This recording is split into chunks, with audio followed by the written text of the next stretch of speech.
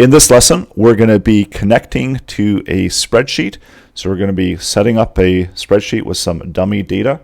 And then this is going to be live content that we're going to output on the page. So that means that if I update the contents of the spreadsheet, so I just updated that first row, and this was the original data.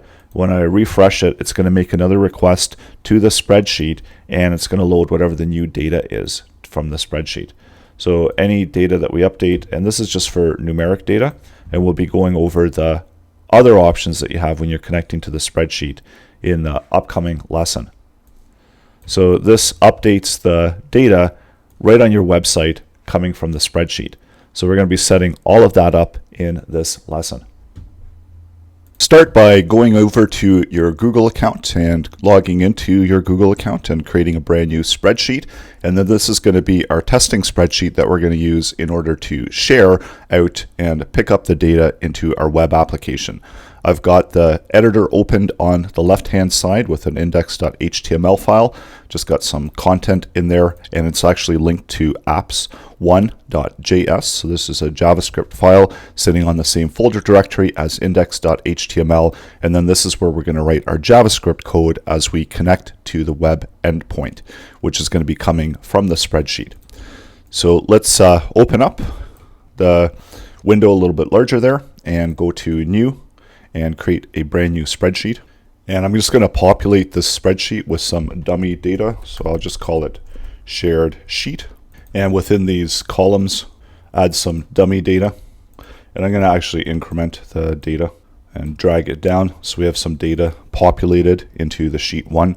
Let's give the sheet a name. So we call it test 1 and create a second spreadsheet. So this one can have data as well. I'm going to be using numbers, but of course you can use letters. So I'm going to do one column with some letters and then just duplicate that column, these ones, and see if we can populate some data in there. So you can add in, of course, your own data, because the objective of this is to output the contents of the spreadsheet into the web page. So once you've created your spreadsheet, and you can go ahead and as well create a dummy data in order to practice making connections to your spreadsheet. So once you've set that up, go over to the share option of the spreadsheet. So this is different than the way that we used to share it. So there's an option to publish to the web. So that option is still there. And what this option does is this publishes it to a web URL. So you can grab the sheet link and drop it into the web URL, and then this shares the sheet data. So if you do want to share the sheet data to others, you can do it this way. The objective, of course, in this lesson, in order to connect to the sheet using JavaScript. So you don't actually have to publish it to the web anymore. So we can go ahead and stop publishing. And we can close off the publish option. And now the new way to share the data to your as an endpoint, as a JSON endpoint, is going to be to share the actual spreadsheet URL and go down to the share settings, and then just underneath there you've got the get link. You can select change to anyone with the link. So this is going to allow anyone with the link can view access to the document. So you can as well copy the link. And this is going to be the same web URL that you're using that's up here at the top. So I'm going to open up a private browser, go to the incognito mode of the browser, and now you can see that this spreadsheet is shared as view only. So anyone with this URL is going to be able to see the spreadsheet data, but they can't actually update it because the permissions are set to view only. So that's all you need to do on the spreadsheet side of it in order to set up the ability to connect to the spreadsheet as an endpoint. Let's go back into our code, and then within the JavaScript file, I'm going to simply copy the URL of the spreadsheet because we're going to actually need part of the URL because we need the ID in order to make the share. I'm going to update the view permissions on my editor to wrap the code so we can see that's the full URL that we were just using, and that's actually the same URL here that we have that's sharing the data. So going over to index.html, I've got also live server set up, so I'm using Visual Studio Code, and under the extensions, I've got the live server set up. So this is a quick way that you can launch your development environment using the HTTP protocol. So you're going to also have to set up and launch it with the HTTP protocol in order to access and make the connection using fetch to the endpoint. So you can use the same extension and in Visual Studio Code it's really easy that you just go over to the extensions, type in live server, and then just do the install of the live server. So once you've set that up, and you can open up your web page with the HTTP protocol. So that's not the file protocol, which is different whenever you drag and you drop the file in. The file protocol is going to use the URL, the local address of where the file is located. So here I've got it under users, web, sites, JS, sheet, index.html. So that's actually not the one that we want to use. We want to use the HTTP protocol. So that's going to be the simulating of the web server. And once you've got the live server set up, on Windows you can right click on the file. On Mac you can control click on the file, and that will open up the little pop-up window, and then select open with the live server. And what that does is that opens it up on the specified port. So your new address to this index.html file is going to be 127.0.0.1, port 5500, and actually have this within a separate folder called sheet index.html. So you probably will just see it as index.html. So once you have the web page up and running, now using JavaScript, we're going to make a fetch request to the spreadsheet data and then output some of that on the page. So I'm going to create another empty element and give it a class of output. So this is where we're going to output our data from the spreadsheet into our web application. So now go over to the apps1.js file, and we're going to make the connection to the spreadsheet. So first up, let's select our output container. So using the document object, and I'm going to use query selector in order to select the element with a class of output. So that will allow me to make use of the element that we just created. And also I'm going to be using DevTools, so I'm on a Chrome browser. So you can open up the DevTools under Inspect, and that will have this little pop-up window for the DevTools. You can also go to the top right-hand side. We've got the 3 dots in Chrome, and go under the More Tools and select the Developer Tools. And I've also updated my Developer Tools for in the settings options so that it actually appears at the bottom there. So you can customize where you want it to show up under the More Tools, the Developer Tools, and that will open and also shut that. You can also click the X to shut that at any time. So you do have some options for your preferences where you want to have the DevTools show up.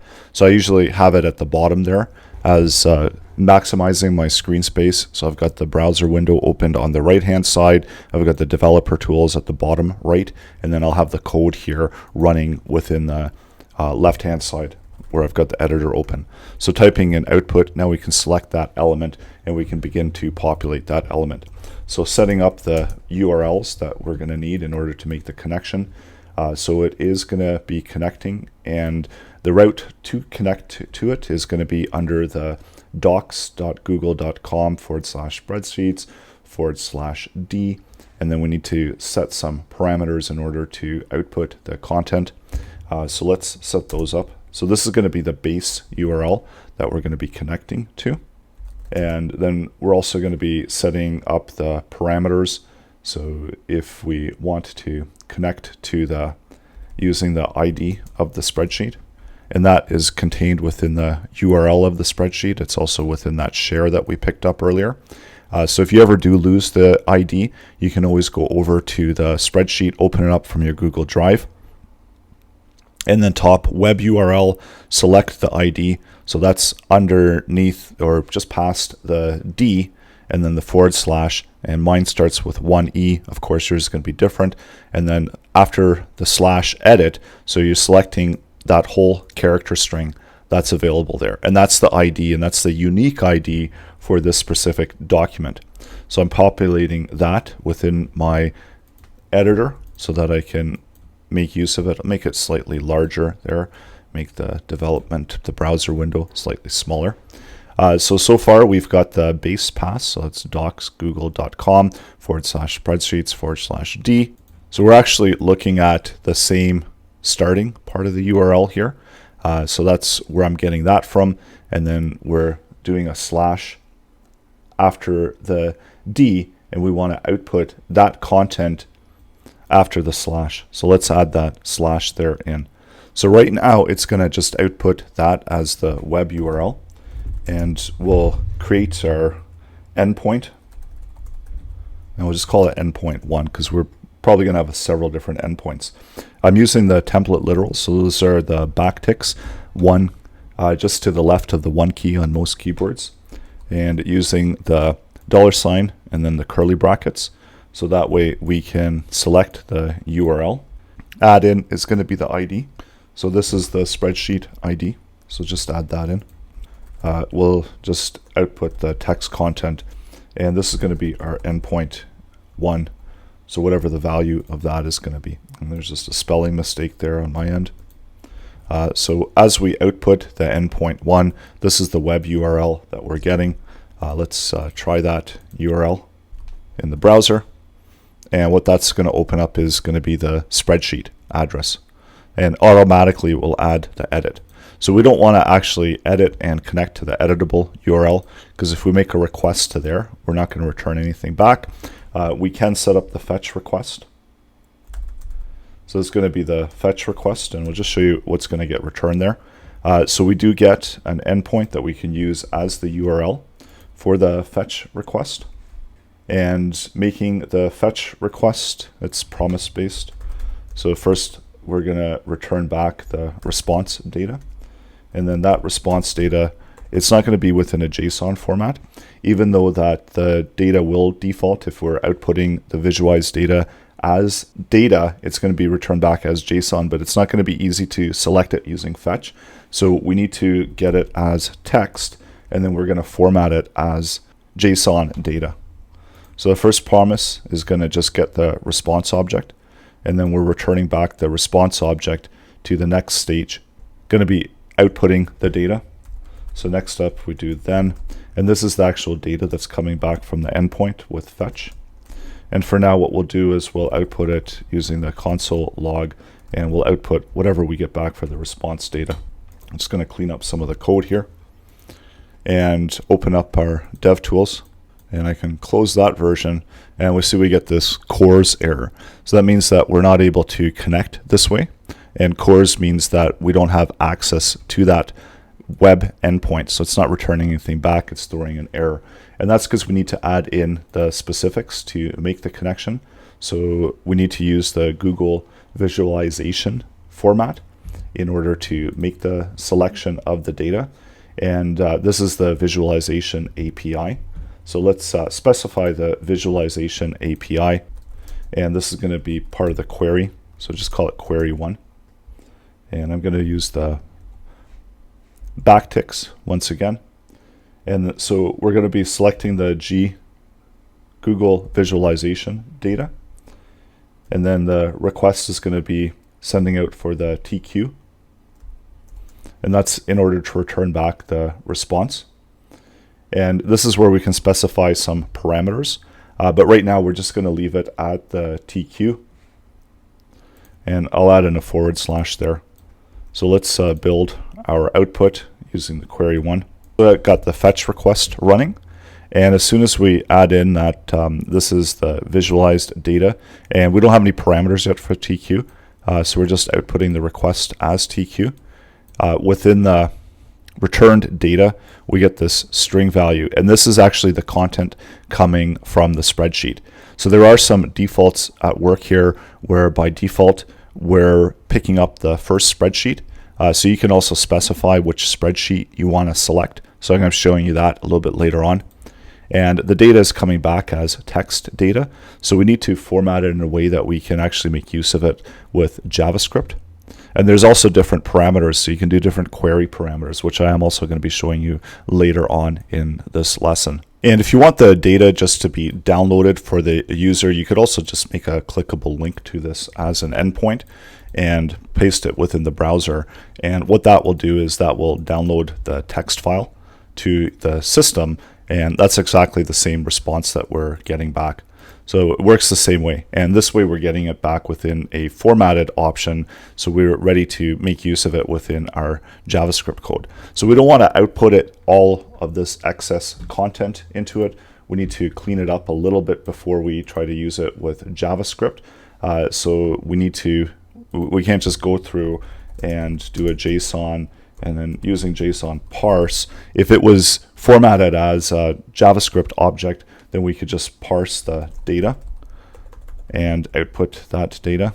So I just show you now, it's not going to work, and we'll do some formatting of the data. So under the console log, let's log out that JSON object for now. And what happens is that we get this syntax, as we've got some syntax issues there. So this isn't a JSON object. We've got some excess data there. So what we can do is we can do a substring of that data. So outputting data and do a substring. So using some string methods, let's substring that data. So that will get rid of that first part and start with the curly bracket, and that's where we've got the actual JavaScript object. And then we need to remove out the excess part, so that's going to be that end rounded bracket and the semicolon. So we can do that with another string method using slice, so at 0 and then -2, so that will remove out the two end characters. So now we've got more of a JSON formatted response there from the data, and that means that we can output this data, an object, we can just call that temp, using the same format that we're outputting within the console log. And then now we're gonna, instead of parsing data, we'll parse temp.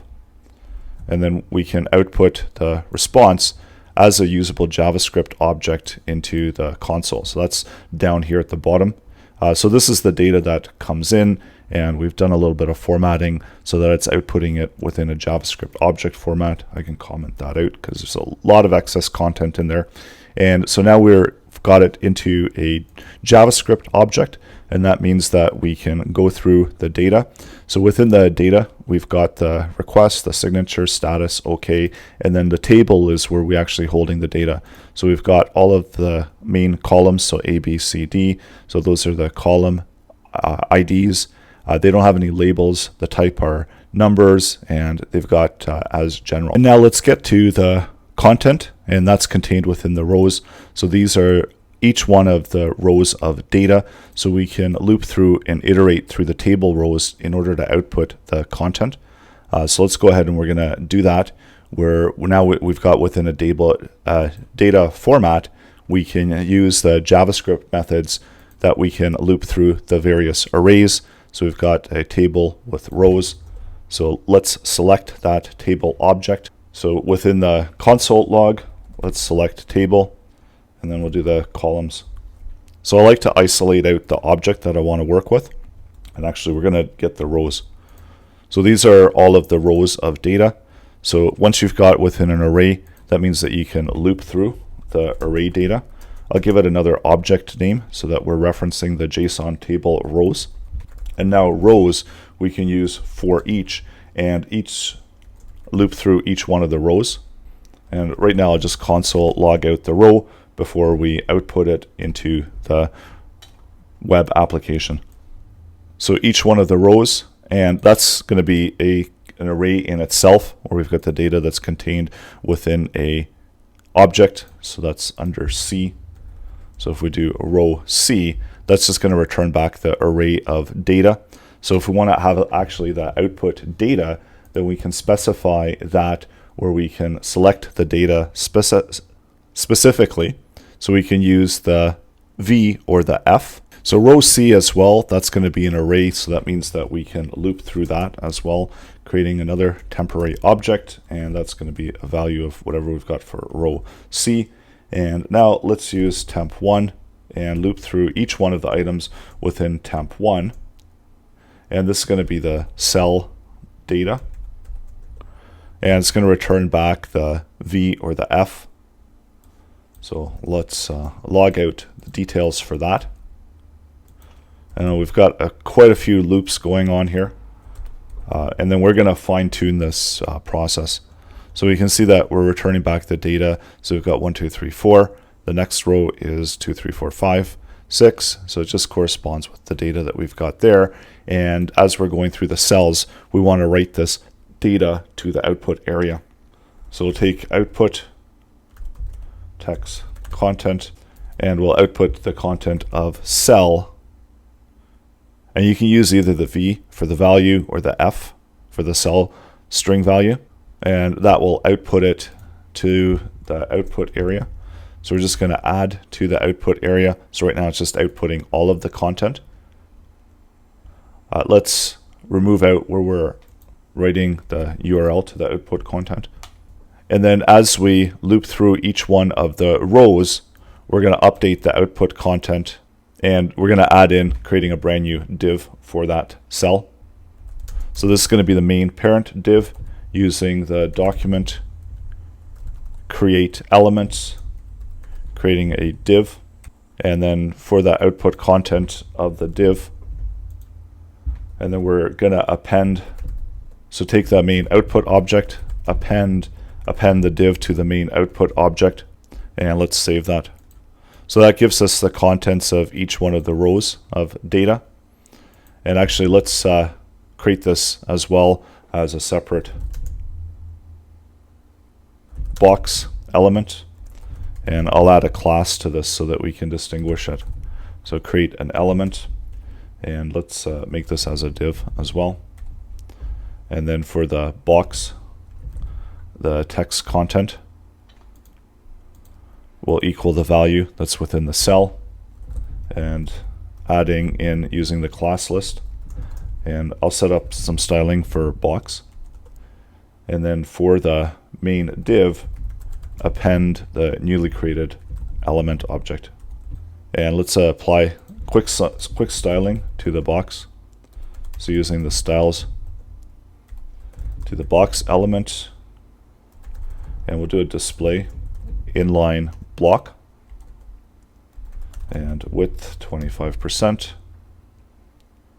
text align, you can center align the text. So that will output the data the same way that we've got it within the spreadsheet. So that's how you can output numbers from a spreadsheet. So that means that if I make any updates to these numbers, I'm not sure if we've got a pattern there, but when I refresh it, so this data is coming directly from the spreadsheet. So we're able to output the contents of the spreadsheet, making the request using our JavaScript to the spreadsheet contents. So go ahead, try it out, open up and create a JavaScript connection to your spreadsheet, and then update some of the data on the spreadsheet and have it output displaying to the web page, and you'll be ready to move on to the next lesson.